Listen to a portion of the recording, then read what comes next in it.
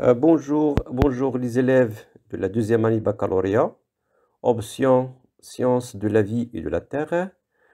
Nous sommes aujourd'hui au chapitre 2, la chimie, suivi temporel d'une transformation chimique, vitesse de la réaction. Chers mes élèves, avant de commencer, on a posé deux questions. La première question, c'est comment exprimer la vitesse volumique de la réaction. La deuxième partie, quelles sont les techniques pour suivi temporel d'une transformation chimique? Donc, on va voir la réponse de deux questions dans ce chapitre. Alors, la première partie, on s'intéresse d'avoir l'expression de la vitesse de réaction, vitesse volumique de la réaction et le temps de demi-réaction. 1. Vitesse de réaction. Par définition, la vitesse volumique, notée V de T, d'une réaction calculée à l'instant T est égale à la dérivée de l'avancement X par rapport au temps, divisé par le volume de solution V, c'est-à-dire, je peux l'exprimer mathématique, V de T est égal à 1 sur V, la dérivée de X par rapport à dt. Sachant que V, c'est la vitesse volumique de la réaction, c'est en mol lettre moins 1 seconde moins 1. V, c'est en lettres, c'est volume de la solution. On parle d'un volume total. De x sur dt, c'est en mol lettre seconde moins 1. C'est la dérivée de l'avancement. Alors, une petite remarque, ça peut être changé l'unité de vitesse volumique. Je peux calculer aussi par l'unité volume lettre moins 1, minute moins 1, ou volume mètre moins cube, minute moins 1, ou aussi d'autres unités, ça dépend de la question de l'exercice. Alors, cet paragraphe concerne à déterminer graphiquement la valeur ou l'expression de la vitesse de la réaction. Il existe un courbe, l'évolution de l'avancement en fonction de temps, c'est une augmentation. Alors, pour déterminer graphiquement la vitesse d'une réaction à chaque instant, par exemple T1, il suffit d'abord de tracer l'évolution de l'avancement de la réaction en fonction de temps. Alors, l'expression de la vitesse, c'est 1 sur V dx sur dt. Pour déterminer la vitesse de la réaction à T1, d'après la courbe, d'abord tracer la tangente de la courbe au point M1. Déjà donné la tangente.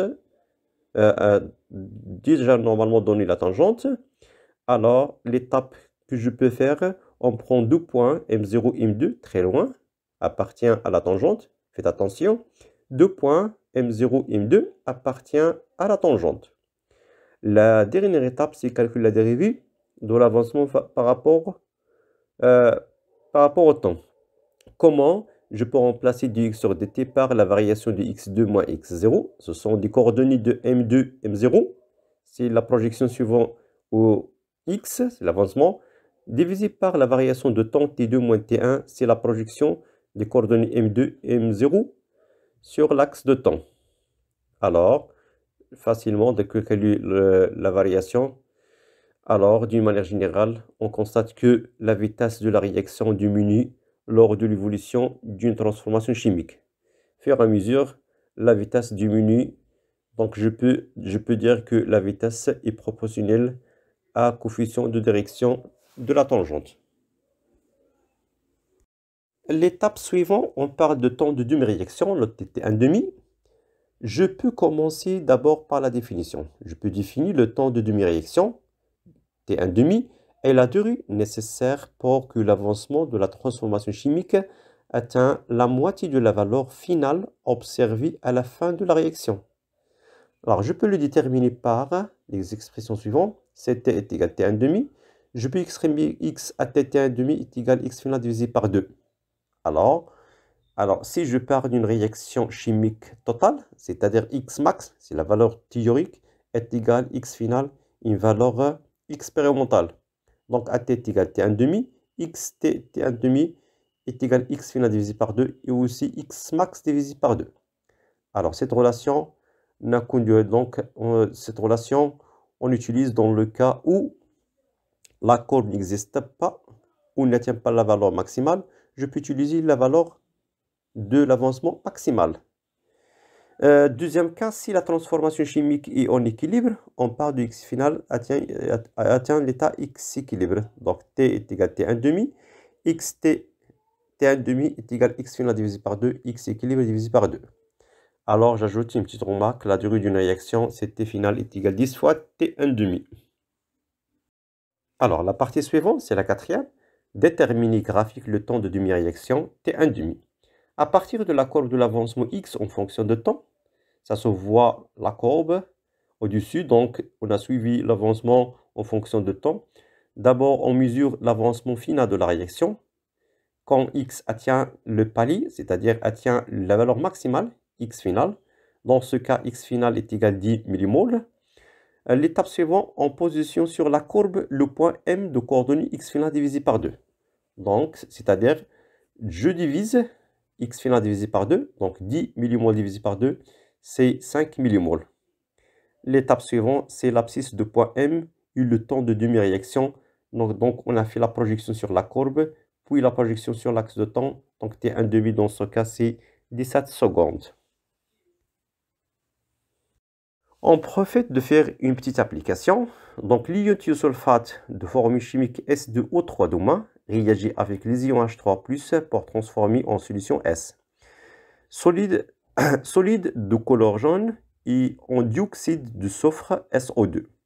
On mélange à 25 degrés Celsius 40 ml de solution de thiosulfate de sodium de concentration 0,5 mol L-1 et 10 ml d'acide chlorhydrique de concentration 5 mol L-1. Puis on détermine l'avancement X de la réaction en fonction de temps. La courbe donnant X en fonction de temps, ça s'observe dans la courbe qui existe à droite. Donc X déjà atteint la valeur maximale, c'est 0,02 mol. À un instant t est égal à 5 minutes. Les données aussi, les deux couples S2O3 S, SO2, S2O3 Donc ça s'observe que les deux couples contiennent un S2O3 joue le rôle d'un oxydant de la première couple et aussi joue un rôle de réducteur de la deuxième couple. On parle d'une réaction de mutation. Voilà la première question, c'est une question classique. Construire le tableau d'avancement du système. Donc, on essaie de développer toutes les étapes pour écrire une réaction globale. Donc, premier couple, c'est S2O3- D'après la définition, un oxydant capable de gagner des électrons, on a ici d'équilibrer deux mes équations, S2O3- plus 6H+, plus 4E- équilibre de S plus 3H2O. Deuxième couple, c'est SO2, donc S2O3- Après un ensemble des étapes de la définition, l'équilibre, etc., on atteint à écrire deux mes équations de SO2 plus 4 électrons plus 2H+, double flèche S2O3- plus H2O. Alors, d'après le texte, la réaction entre S2O3- et H3+. Donc, pour transformer en S et dioxyde de soufre. Donc, cette phrase conduit à écrire la première équation. Je garde. Donc, S2O3- plus 6H+, plus 4 électrons, double flèche, 2S plus 3H2O. Par contre, la deuxième de mes équations, je l'inverse. Donc, je peux l'écrire S2O3- plus H2O, double flèche, 2SO2, plus 4 électrons, plus 2H+. Donc, je fais la somme et je simplifie par 4 électrons, et aussi je peux simplifier par 2H+, 2H+. Alors, et aussi 2H2O, finalement, je peux trouver une équation sous forme de S2O3- plus 4H+, flèche, réaction totale, 2S plus 2SO2 plus 2H2O. Alors, c'est vrai, on a une réaction de forme de S2O3- plus 4H+, flèche 2S plus 2SO2 plus 2H2O. Sachant que l'équation ou la réaction, d'après l'énoncé, à la place de H+, je peux le remplacer par H3O+. On essaie aussi une deuxième fois d'équilibrer l'équation. Donc finalement, la réaction globale, c'est S2O3- plus 2H3+, flèche S plus SO2 plus 3H2O. Alors finalement, l'équation ou le tableau d'avancement Première ligne, c'est l'équation chimique. L'état initial, c'est 1 fois V1, c'est 2 fois V2, 0, 0 en excès. L'état intermédiaire, c'est 1 fois V1 moins X, c'est 2 V2 moins 2X, X en excès. L'état final, c'est 1 fois V1 moins X, c'est 2 fois V2 moins 2X, X. La deuxième question, définit la vitesse de cette réaction. La calculer aux dates T0, T2 minutes, justifie la variation de la vitesse. Alors, la vitesse volumique V de T d'une réaction, je peux l'écrire V. V de T est égal à 1 sur V de X sur dt. À T égale 0, je peux le noter V à T égale 0. À la place de V, c'est un volume total, c'est 1 sur V1 plus V2, c'est un mélange. X2 moins X1, T2 moins T1. Donc, c'est la variation ou le coefficient de direction de T0, de la tangente T0. Donc, je peux remplacer, je fais l'application numérique. 1 sur 40 plus 10, tout 10 moins 3, c'est le volume de solution. Je le convertis en lettres. Alors, 2 points appartiennent à T0, c'est 0,02 en haut. 1 moins 0, c'est l'origine. Divisé par 1, c'est l'équivalence de 0,02 moins 0. Donc, d'après l'application numérique, je trouve 4, 10 moins 1, mol, lettre moins 1, minute moins 1. Deuxième application, c'est T est égal à 2 minutes. Donc, V est égal T est égal à 2, c'est 1 sur V1 plus V2, X2 moins X1, T2 moins T1.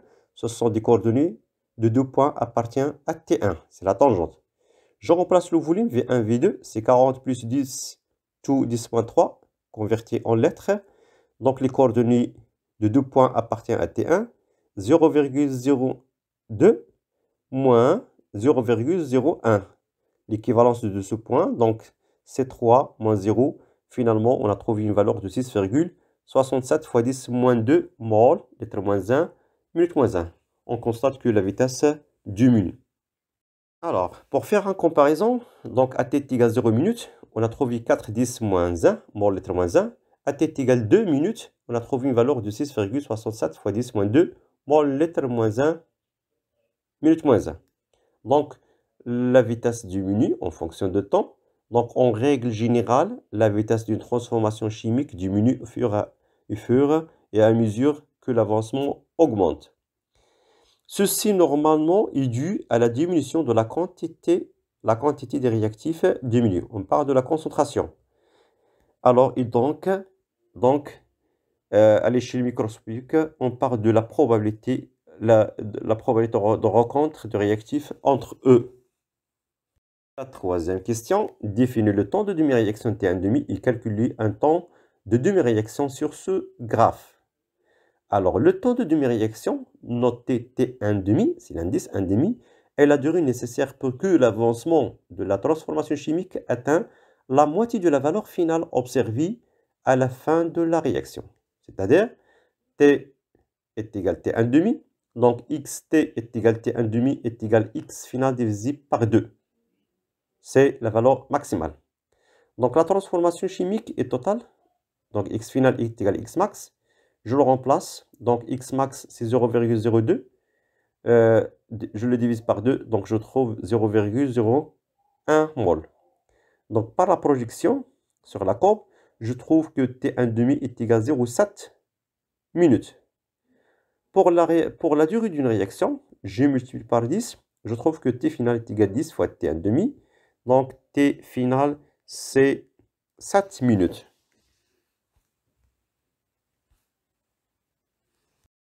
La paragraphe suivant, on parle de technique de suivi temporel d'une transformation chimique. Suivi, c'est-à-dire suivre l'évolution de la transformation chimique, c'est de connaître l'avancement X en fonction de temps. C'est-à-dire, je tracer X en fonction de temps. Alors, comment déterminer X? Donc, en réalité, aucun appareil qui mesure X. Donc, les techniques pour mesurer soit le pH ou la conductance ou la pression, parfois la pression. Donc, les méthodes qui permettent de suivre l'évolution des transformations chimiques sont méthode chimique, on parle de dosage, méthode physique, on parle de la conductimétrie, pH mètre et aussi parfois mesure de la pression dans le cas d'une option SPC. Alors, un peu d'explication sur suivi temporel d'une transformation chimique par dosage. Donc, un petit paragraphe dans l'année dernière. D'abord, la définition d'un dosé, c'est tétri, une espèce chimique en solution, c'est-à-dire déterminer sa quantité de matière ou sa concentration au moyen d'une réaction chimique. L'année dernière, on parle d'un dosage par conductimétrie, c'est-à-dire on suivait la conductivité ou la conductance en fonction du volume. Donc, on constate que la courbe donne une valeur minimale qui correspond à un volume équivalent. Donc, d'après l'équation de la réaction, on dit qu'à l'état d'équivalence, la quantité de matière de A divisé par alpha est égale à NP divisé par le coefficient bêta. Donc, je remplace la quantité de matière. Si c'est A fois VA divisé par alpha, c'est B fois VB sur bêta. Donc, on détermine la concentration de A inconnue. La deuxième technique, on parle du suivi temporel de transformation chimique par conductimètre. Donc, un petit rappel sur les relations. La conductance, c'est G de liquide, et l'inverse de sa résistance R, il mesure en Siemens. C'est-à-dire G est égal à 1 sur R est égal aussi I divisé par U. Donc, G, c'est la conductance en Siemens. La relation entre conductance et la conductivité sigma est égale à K fois G, sachant que K, c'est une constante mètre moins 1. La dernière relation, on parle de la conductivité est égale à la somme de lambda x fois la concentration. Dans le cas où on a la solution qui contient un seul cation et un ion, donc sigma est égal à lambda A+, fois la concentration A+, on parle de la concentration effective, plus lambda B- fois la concentration B-. Alors faites attention, la concentration molaire, c'est mol mètre moins cube. La dernière étape, merci pour votre attention. N'oubliez pas de partager cette information. Dans le cas où des questions, n'hésitez pas de nous envoyer votre question sur WhatsApp. À bientôt, Inch'Allah.